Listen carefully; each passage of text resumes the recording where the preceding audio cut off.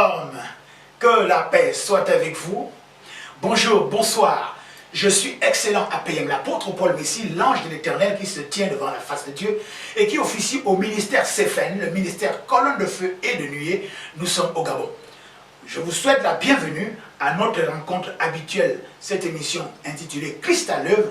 Christ à l'œuvre est une émission d'édification, d'évangélisation, de restauration, une mission d'enseignement dans laquelle nous apprenons, n'est-ce pas, les principes, les lois, les préceptes, les ordonnances et les commandements de Dieu afin que notre joie soit parfaite et que le nom de Dieu soit glorifié dans notre vie. Alors Christ à l'œuvre aujourd'hui a pour thème trois verbes. Le verbe demander, le verbe chercher et le verbe frapper.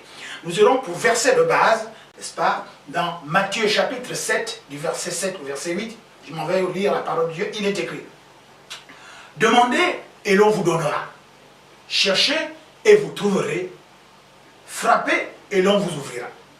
Car quiconque demande reçoit, celui qui cherche trouve, et l'on ouvre à celui qui frappe. Voici un peu la trame du verset de base que nous allons partager sous l'onction du Saint-Esprit, et pour cela je m'en vais d'abord prier.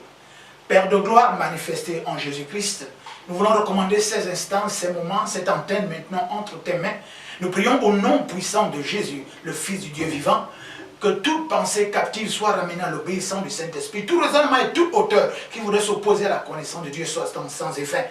Et toute activité, toute influence et toute manifestation satanique est bloquée maintenant par cette onction du Saint-Esprit au nom puissant de Jésus, le Fils du Dieu vivant. Alors, demandez, frapper et chercher. Dans l'ordre, c'est demander, chercher et frapper. Nous allons voir que dans toute notre vie, quel que soit le domaine de notre vie, souvent ça s'articule autour de ces trois verbes. D'abord, demander. Le dictionnaire Larousse nous instruit en première définition que demander, c'est indiquer à quelqu'un par des paroles, par des écrits ou par tout autre moyen ce qu'on désire obtenir de lui. Alors donc, il s'agit de quoi? Il s'agit donc de poser des questions dans la vie. Et nous allons prendre un premier verset pour voir le premier point du verbe demander. Le premier verset, c'est, nous allons le trouver dans, temps pour moi, voilà. Nous allons le trouver dans Jérémie chapitre 6, au verset 16, il est écrit: ainsi parle l'Éternel, placez-vous sur les chemins, regardez et demandez quels sont les anciens sentiers. Quelle est la bonne voie? Quelle est la bonne voie? Cherchez-y et vous trouverez du repos de vos âmes. Mais ils répondirent: nous n'y marcherons pas. Oh, alléluia, c'est terrible. Alors, vous voyez, la Bible nous dit qu'il faut se poser des bonnes questions. Qu'est-ce que ça signifie? Ça dit des questions simples d'ailleurs. Ça dit, par exemple, où vont les morts? Qu'est-ce que les morts deviennent? Moi, ce qui me concerne, la question que je me suis posée, c'est pourquoi Jésus est mort sur la croix, au-delà de tout ce qu'on demande, tout ce qu'on dit. Donc, il faut dans la vie se poser des bonnes questions. Il faut demander, qu'est-ce qu'il faut demander? Il faut demander, par exemple, comment agir ou interagir avec tel ou tel domaine.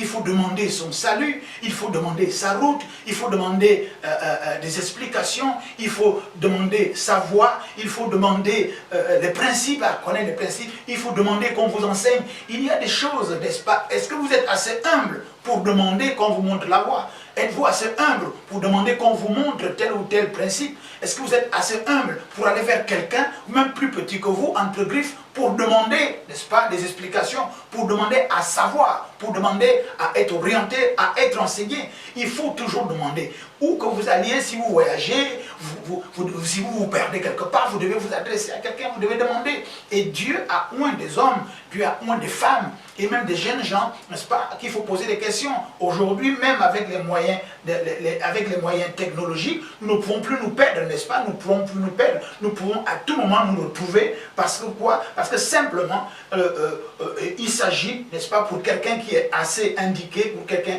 qui est assez humble, de pouvoir trouver sa voie dans tout ce que nous faisons dans la vie. Par exemple, en ce qui me concerne, pourquoi Jésus est-il mort sur la croix? Maintenant, aujourd'hui, je le sais. Et après qu'on m'ait expliqué, c'est pour ça que j'ai donné ma vie à Jésus, afin qu'effectivement, je puisse pouvoir, n'est-ce pas, pouvoir expliquer beaucoup de choses, n'est-ce pas? Demander. Il ne faut pas demander comment il faut que vous arriviez à demander comment les autres ont fait, n'est-ce pas, pour s'en sortir. Il faut demander, il faut poser des questions, au niveau du foyer. Si ça ne va pas, demander aux gens qui ont une expérience dans le mariage.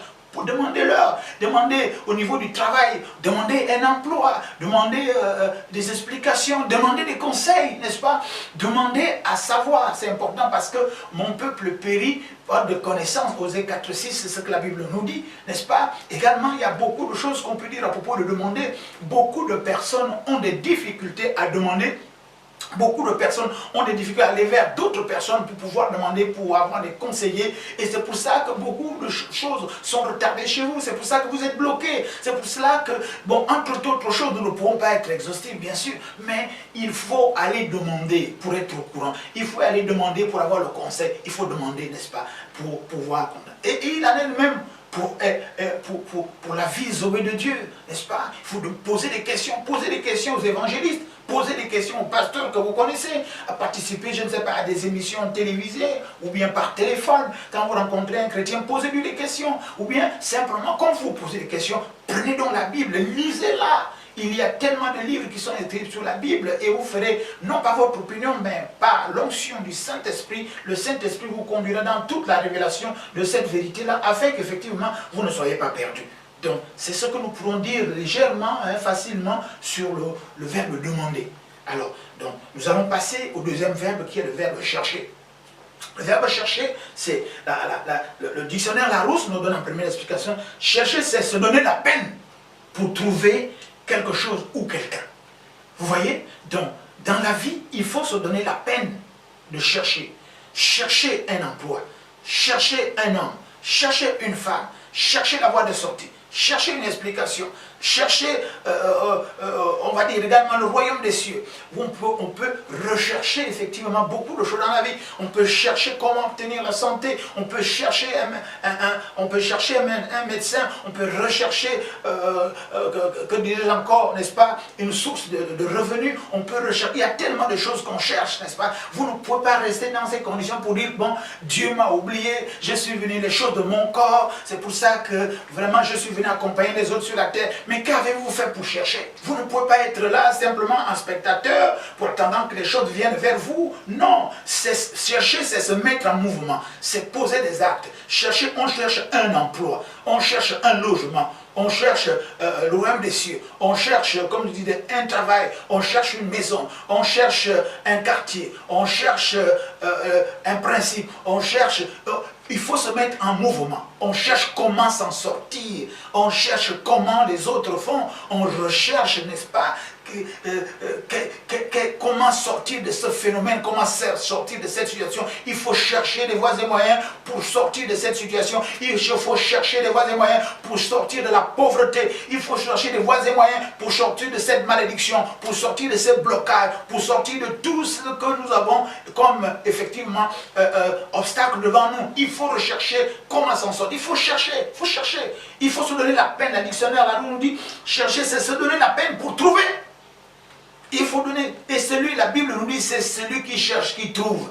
Donc, il y a la récompense de toute recherche, c'est effectivement de trouver. Et la Bible nous le dit, et quand la Bible dit, c'est tout sur la terre passera sur la parole de Dieu. La parole de Dieu demeure éternellement, et elle ne retourne pas à Dieu sans avoir accompli ce pourquoi elle a été libérée. Donc, Dieu nous garantit que c'est celui qui cherche, qui trouve.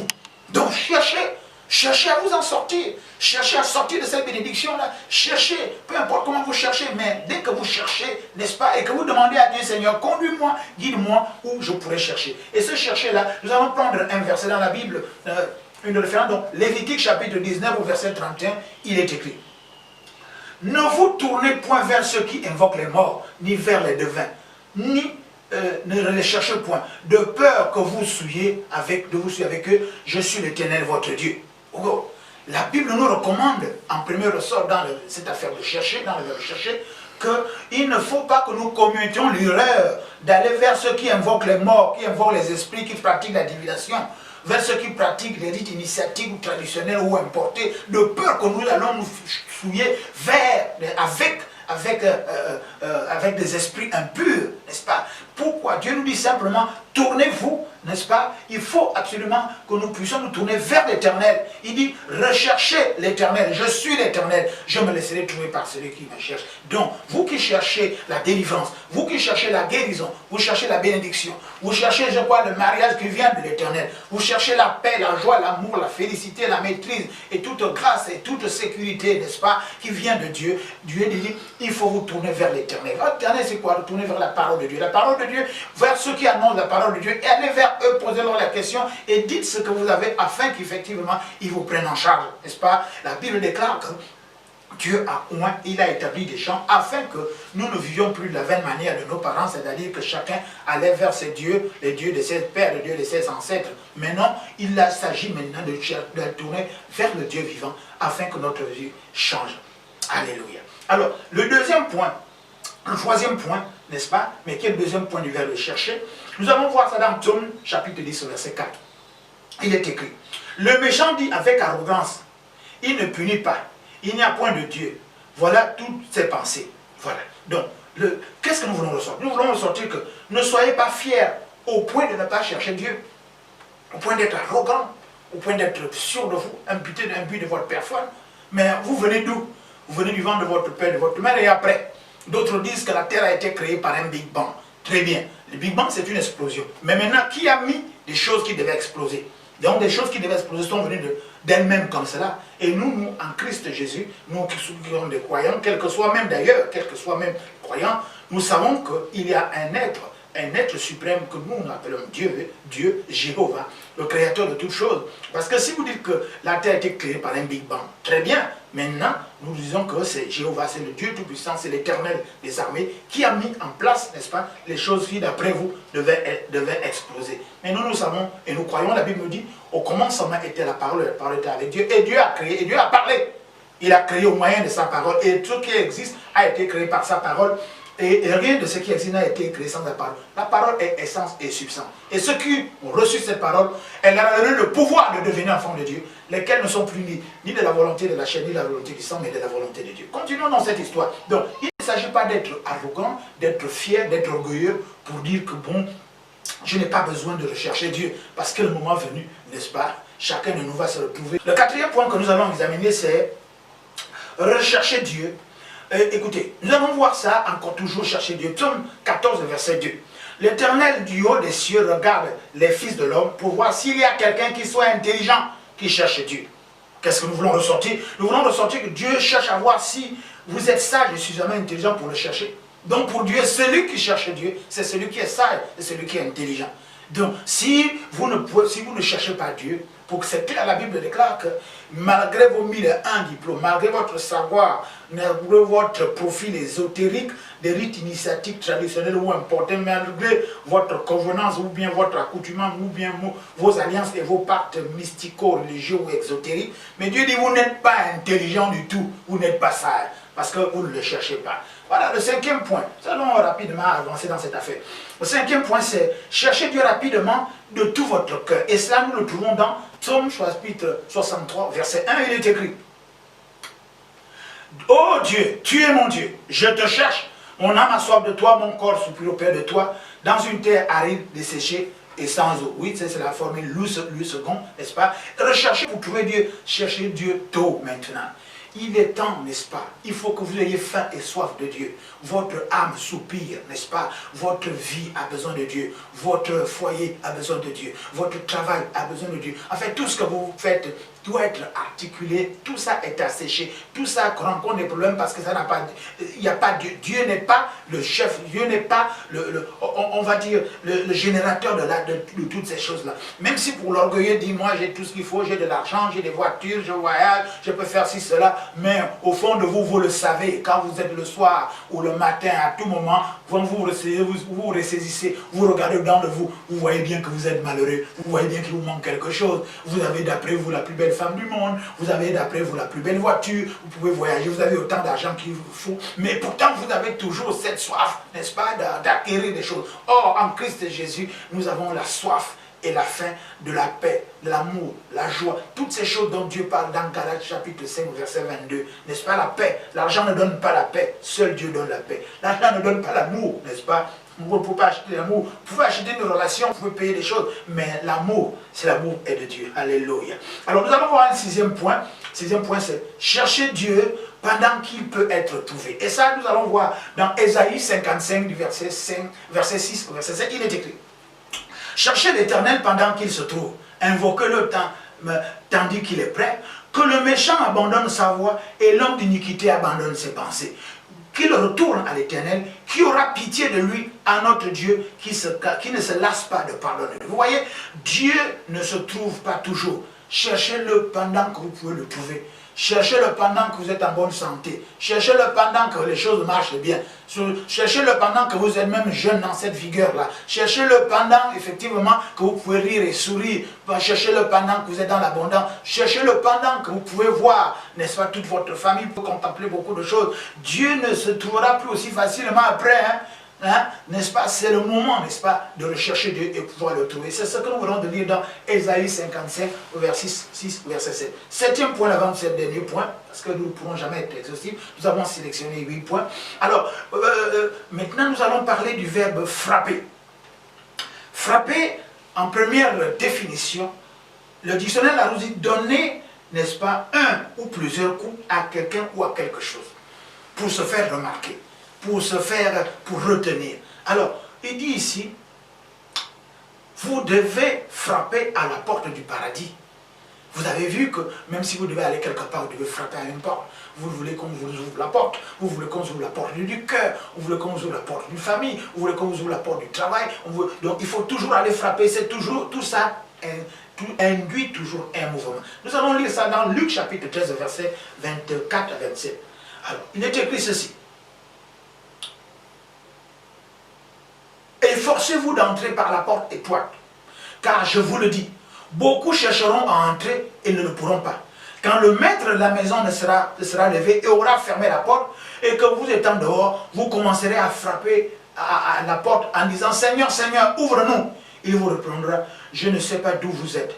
Alors vous mettez à dire « Nous avons mangé et bu devant toi, et tu nous as enseigné dans nos rues. » Et il répondra, je vous le dis, je ne sais pas d'où vous êtes, retirez-vous de moi, vous tous ouvriers d'iniquité. Ouais. Donc, il y aura toujours un temps, ce temps-là, il sera trop tard de pouvoir donner sa vie à Jésus, d'aller frapper à la porte du paradis, parce que la porte sera fermée. Souvenez-vous, n'est-ce pas, cette affaire de Noé. La Bible déclare que Dieu avait exhorté le temps de Noé, mais les gens mangeaient et buvaient, ils s'envoyaient des invitations, ils rigolaient, ils se moquaient de Noé, comme aujourd'hui on se moque des prophètes, on se moque des pasteurs, des apôtres, des docteurs, des évangélistes, et tous les fils d'exhortation, et tous ceux qui font l'œuvre de Dieu, on va dire, qui suent au sang et eau, qui dépensent beaucoup d'argent, parce que prêcher l'évangile c'est facile, mais les moyens de cet évangile, déjà même pour vous atteindre au niveau de chez vous, avec ces médias, la télévision, les médias coûtent extrêmement cher, n'est-ce pas? Mais beaucoup encore se moquent des pasteurs qui se mettent dans les carrefours, qui crient, repentez-vous, donnez votre vie à Jésus, retournez à l'Éternel. On dit, regardez-vous cela, vous êtes pauvres, vous êtes ceci, vous êtes cela, n'est-ce pas?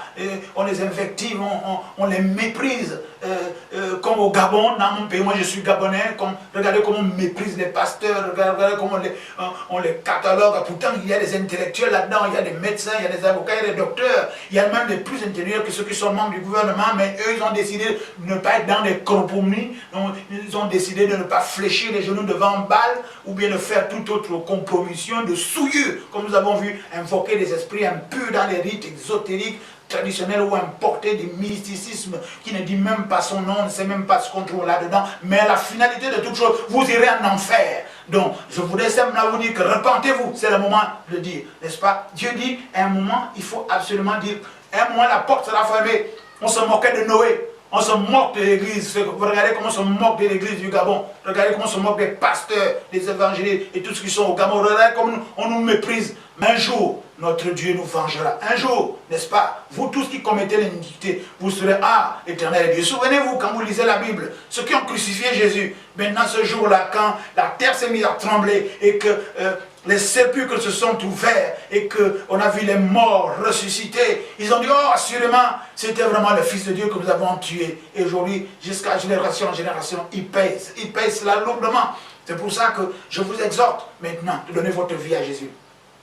Ce n'est pas des menaces, ce n'est pas des chantages, mais c'est la vérité. Il arrivera un temps, comme au temps de Noé, la porte de l'arche sera fermée. Et vous qui venez cogner, vous allez dire, mais nous avons fait telle chose en ton nom, nous avons fait cette chose devant toi. Et je lui ai dit, je ne vous connais pas, retirez-vous, ouvriers d'iniquité. Là, il parle même jusqu'aux ouvriers. Mais vous qui n'avez même pas encore donné votre vie à Jésus, répentez-vous, n'est-ce pas? Parce que c'est le moment, effectivement, de pouvoir frapper à la porte du paradis. Nous allons voir encore un point, 8e point, n'est-ce pas? Et la Bible déclare ici, en demandant, en cherchant et en frappant, vous découvrirez l'amour de Dieu et le sang de Jésus qui a été versé pour vous, n'est-ce pas?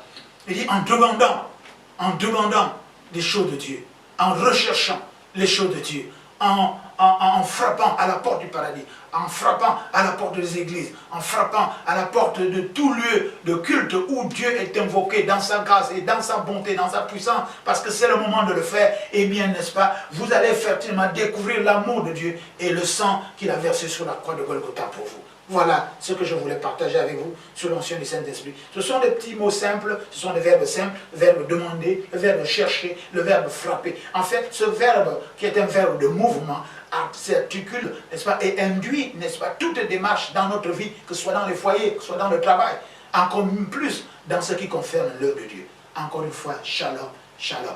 Alors, si vous êtes touché par le Saint-Esprit, que ce message vous intéresse, n'est-ce pas, vous allez devoir répéter après moi, afin de donner votre vie à Jésus. Répétez simplement après moi, afin que votre joie aussi soit parfaite et que je vous accueille dans ce royaume merveilleux de Jésus-Christ, c'est le Fils du Dieu vivant. Alors, répétez après moi, Seigneur Jésus, j'ai entendu ta parole. Il est temps pour moi de demander. Il est temps pour moi de chercher. Il est temps pour moi de frapper à la porte du paradis. Maintenant, je viens à toi tel que je suis. Je me répands, je te reçois, je t'accepte comme mon Seigneur et Sauveur personnel.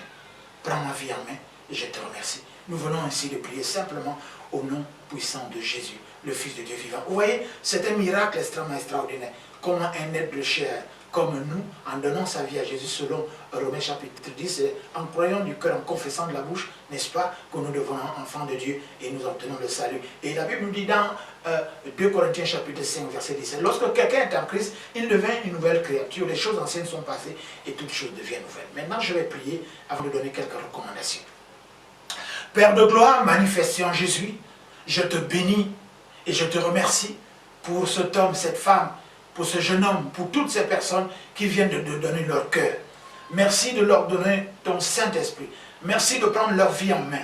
Merci de les conduire par ce Saint-Esprit. Merci de changer leur vie. Merci de ce qu'ils fassent, qu'ils témoignent, que leur joie soit parfaite et que ton nom soit glorifié. Merci, n'est-ce pas, Seigneur, de les accepter, d'ouvrir la porte du paradis. Merci d'ouvrir la porte du salut, que ton nom soit béni à jamais. Nous venons ainsi de prier au nom merveilleux et glorieux de Jésus, le Fils du Dieu très haut. Amen. Alors, encore une fois, vous êtes bénis, n'est-ce pas, et que toute la gloire revienne à Dieu. Alors, je suis excellent APM, l'apôtre Paul Messi, l'ange d'Éternel, qui officie au ministère CFN, ministère colonne de feu et de nuée. Nous sommes au Gabon. Alors, vous pouvez effectivement, les numéros vont s'afficher à votre petit écran. Vous pouvez nous écrire par SMS. Je réponds à tous les SMS. C'est pas le numéro s'affiche. Le premier numéro c'est 066 63 06 40 précédé du 241 si vous êtes à l'extérieur. 065 32 58 80. Pas précédé toujours comme je disais, voilà, ces numéros s'affichent. Vous pouvez nous écrire par SMS, je réponds à tous les SMS, ça peut prendre un jour ou deux, voire plus, parce que ce n'est pas une affaire de ping-pong. Je prends votre requête, je prie, je l'amène devant l'Éternel, je verrai ce que l'Éternel me dira, ensuite je vous reviens et vous donne la réponse pour que votre joie soit parfaite, effectivement, et que le nom de notre Dieu soit glorifié. Vous pouvez également venir à notre desk, à l'église locale de Libreville, l'église mère, dont le pasteur n'est autre que le pasteur Saint-Élia Lévi-Issa. Elle reçoit, et ça, le pasteur Saint-Élia reçoit tous les jours dès mardi jusqu'à vendredi, hein, n'est-ce pas, de 15h30 jusqu'à 19h. Vous venez sans rendez-vous, n'est-ce pas, et elle va vous recevoir et vous pourrez en tenir avec elle. Vous pouvez également venir en communion spirituelle et fraternelle. Nous avons un culte de prière. Oui, on prie pour tout, un culte où nous pourrons tous ensemble frapper à la porte du paradis pour avoir telle ou telle bénédiction. Tous les jeudis à 18h30 et ce jusqu'à 20h. Et puis le grand culte de l'adoration. Le pasteur Saint-Hilaire est fort entouré du staff des anciens de l'église, vous accueillera hein, le dimanche dès 9h15 et vous serez en communion fraternelle et spirituelle avec elle et vous êtes notre invité majeur. Maintenant, si vous êtes du côté de Ntoum, l'autre commune qu'on appelle Ntoum, n'est-ce pas, nous avons là-bas ce que nous appelons la cathédrale La Joie Parfaite, dont le pasteur n'est autre que la révérende Roseline Messi à Cana. Elle reçoit également tous les jours de mardi à vendredi de 15h30 jusqu'à 18h30, n'est-ce pas? Vous pouvez également vous entretenir avec elle, vous serez sans rendez-vous, venez simplement là. Et puis là-bas, au niveau de la cathédrale de Ntoum, Joie Parfaite, n'est-ce pas? Nous avons un culte, oui, nous avons un culte de prière et de délivrance tous les mercredis à partir de 17h30 jusqu'à 19h30. Et puis finalement, le grand culte d'adoration à la Joie Parfaite, à la cathédrale Joie Parfaite de Ntoum, n'est-ce pas? Le culte commence à 10h, de 10h jusqu'à 12h30. Et le pasteur Roseline Messi, avec les anciens de l'église, vont vous accueillir et vous allez passer des moments merveilleux dans la présence de Dieu et que vous soyez bénis. Alors, quant à moi, n'est-ce pas, avec les numéros que vous avez, vous pouvez m'appeler, je vais décrocher. Et si vous n'avez pas le crédit, n'est-ce pas, moi je vais vous rappeler, c'est Dieu qui fait grâce. Encore une fois, shalom, shalom. Que Dieu vous bénisse. À très bientôt. Amen.